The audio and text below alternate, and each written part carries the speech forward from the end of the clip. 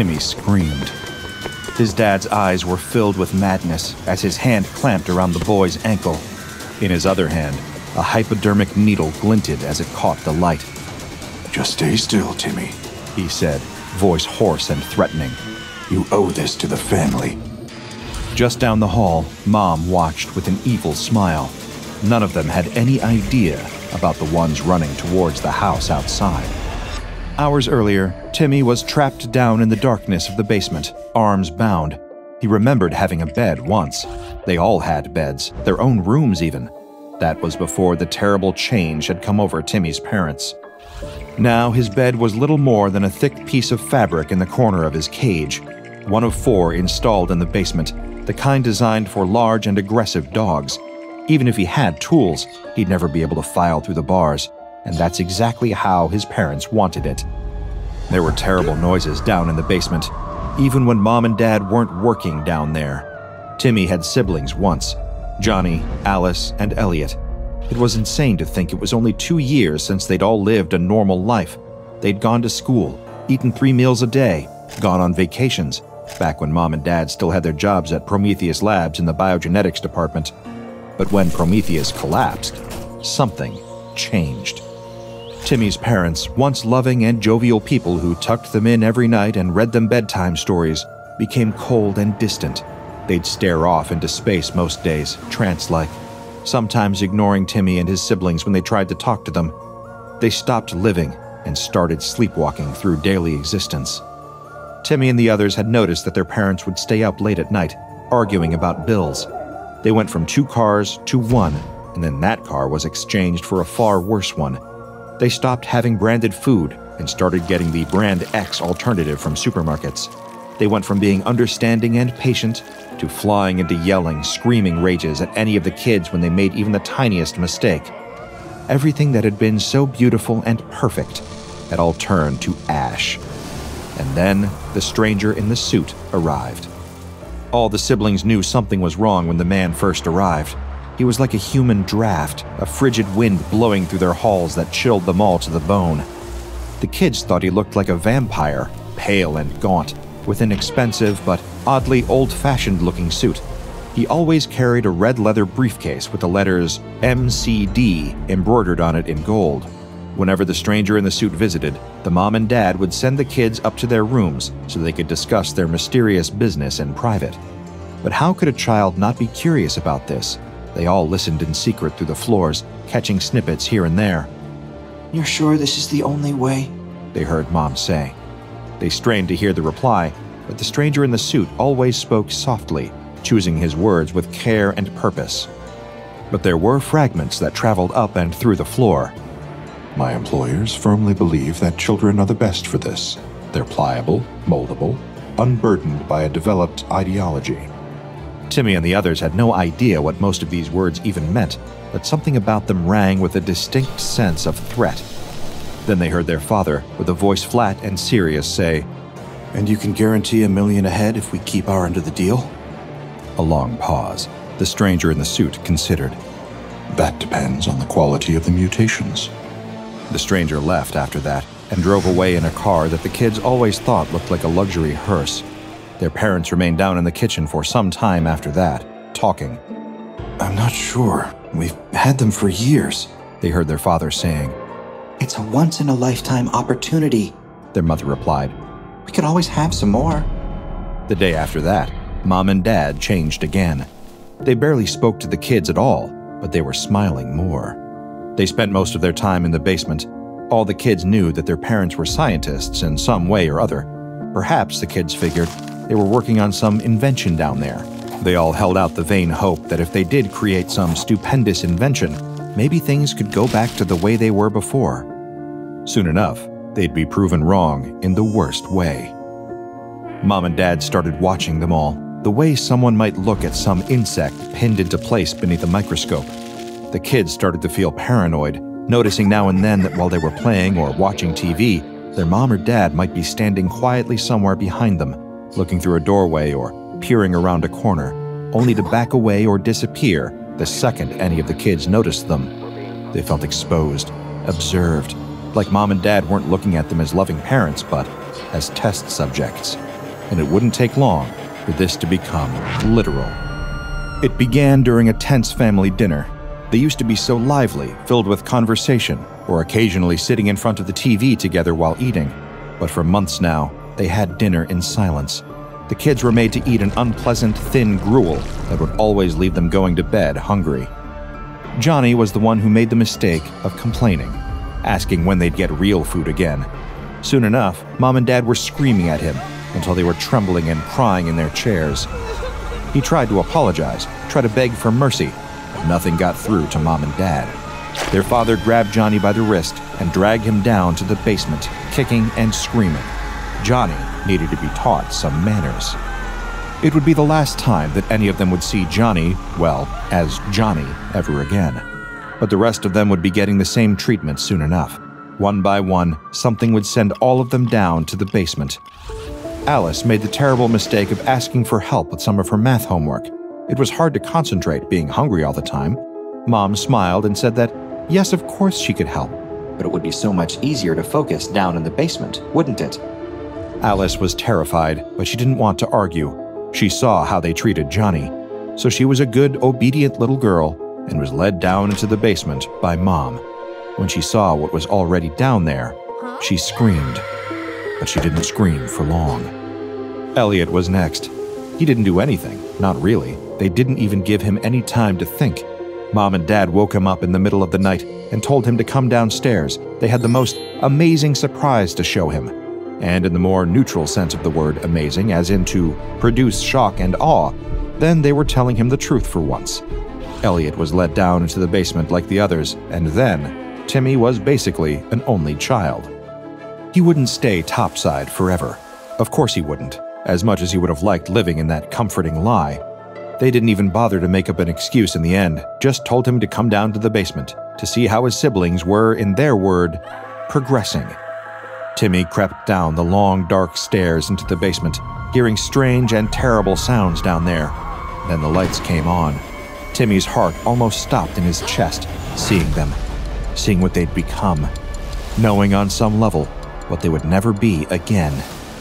Johnny, and Timmy knew it was Johnny because each cage had their names on a small piece of card, had been turned into a squat, drooling creature. His skin was concrete gray, his back covered in long, protruding bone spikes, like the quills of a porcupine. They'd turned Alice into something impossible. Her skin had turned to molten lava rock, crisscrossed with glowing veins, floating slightly off the ground. Her hands were pom-poms of fire, radiating light and heat, like some hellish parody of a cheerleader. He could even see flames in her eyes and fluttering out from behind her teeth. And in the question of animal, vegetable, or mineral, Elliot had changed category. Mom and Dad's experiments had turned him into a green, leafy creature with blooming flowers like antennas instead of eyes. The rest of him was a skein of vines, each one covered in hundreds of sharp-edged thorns. At the end of the row was an empty cage, one that had a card with Timmy's name written on it. And it wasn't long before Timmy was inside it, bound by zip ties and helpless. As the nights passed, his parents worked in their basement laboratory on the anomalous mutagen that would steal his humanity away. All Timmy could do was look at what his siblings had become: Johnny the spiny beast, Alice the fiery demon, and Elliot the twisting, weaving plant creature. Timmy knew that he would need to escape and reveal the terrible evil that his parents had committed against them all. He needed to live and stay human. Mom and Dad were working hard, using some technology they'd borrowed from the Prometheus Lab's headquarters before the whole thing had come tumbling down. They worked on synthesizing a compound that would change him into a truly dangerous monster. And all they would need to do is inject it into his body with a hypodermic needle. It was early one morning when Dad, holding said needle, approached the cage. Mom hung back a little and smiled, thinking of money. Are you going to be a good little boy for Dad, Timmy? He said, reaching down for the cage's lock with his free hand. Timmy forced a smile and nodded. Good boy, Mom said. Much more docile than the others. But Timmy knew something they didn't. He'd spent the last few nights slowly chewing through the zip ties on his wrists and holding them together to make it look like everything was moving according to their plans. The second the cage door opened, Timmy lunged out, punching his dad in the groin with all of his strength. He ran up the stairs and out of the basement while his dad folded like a lawn chair. By the time he was 3/4 of the way up the stairs, he heard footsteps thundering behind him. Which brings us back to where we began. Timmy, adrenalized and terrified, trying to kick his way free as his father grabbed him around the ankle, trying to pull him back, preparing the hypodermic syringe in his spare hand. To Timmy, it didn't even look like his father anymore. He was a wild-eyed demon, skin beaded with nervous sweat. Just stay still, Timmy, he said, voice hoarse and threatening. You owe this to the family. This is going to make us rich. You can't ruin it, especially after everything we and your mother have sacrificed for you. Dad was squeezing his ankle so hard he could almost feel the future bruise forming. Timmy tried to struggle free, but his dad was bringing the needle closer and closer. He could see his mother step into the hallway to watch. Just let it happen, Timmy, she said. You won't even remember who you were after this. Timmy wouldn't cry. He wouldn't beg. He'd done all that already, and he knew it wouldn't help him now, as the needle was inches away from his skin. If his parents had any soul left to appeal to, they never would have been able to do all this, to him or any of his siblings. All Timmy could do now was fight. In the last possible moment, Timmy reared up and with all his strength kicked the father's hand, knocking the needle back into his father's own body. The monstrous man froze in shock, and Timmy wasted no time lunging forward, striking the plunger on the back of the needle and injecting the entire contents into his dad's body. Further down the hall, his mom screamed. Timmy's dad reared back in pain, letting go of Timmy's leg, his jaw clenched and every vein in his neck standing proud. His skin started to turn an inflamed red and began to darken as the change took hold. Mom ran forward and tried to grab her husband by the shoulders, but he bucked back and knocked her to the ground. His clothes began to rip as his body bulged and contorted into nightmarish proportions. Claws and fangs busted out of his flesh, along with meaty tendrils and spasming insect legs. He let out howling animal screams, first from the agony of the transformation, and then because his darkly brilliant plan started to turn to mush in his mutating head.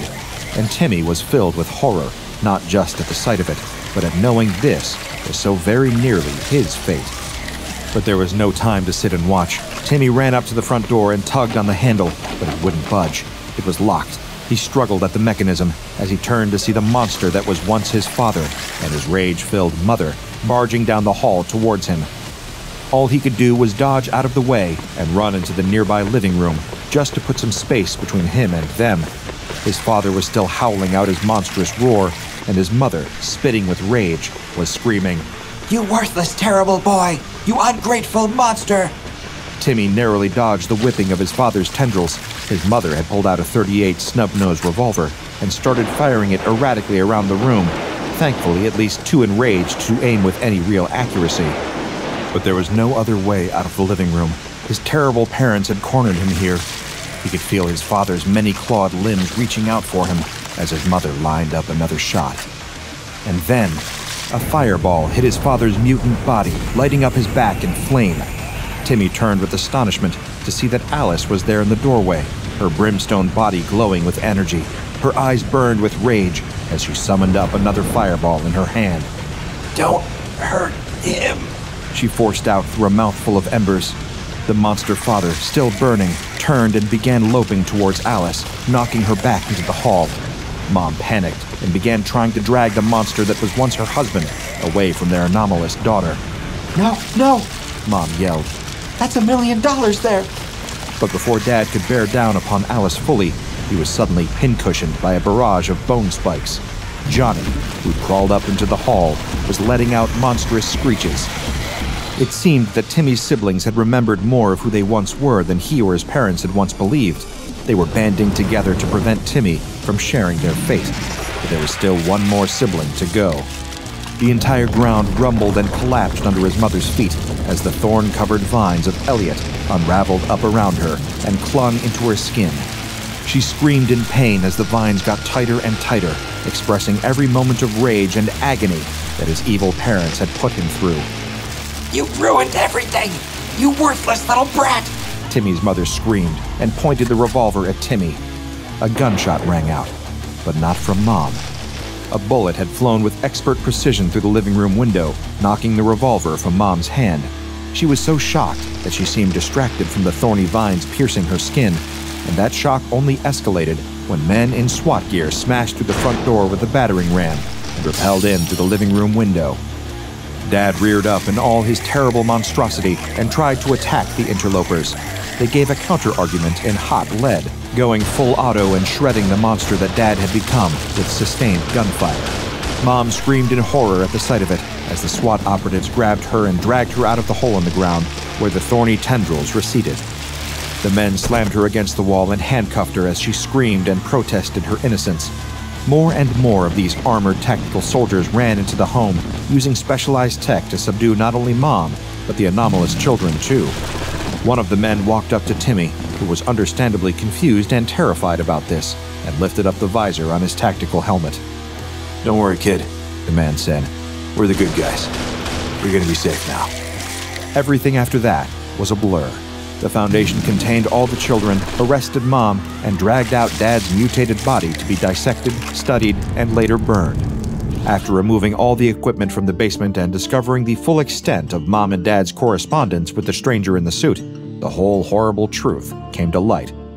The Foundation had seized and shut down Prometheus Labs, a long-running Foundation group of interest that had pioneered anomalous science and technology for decades.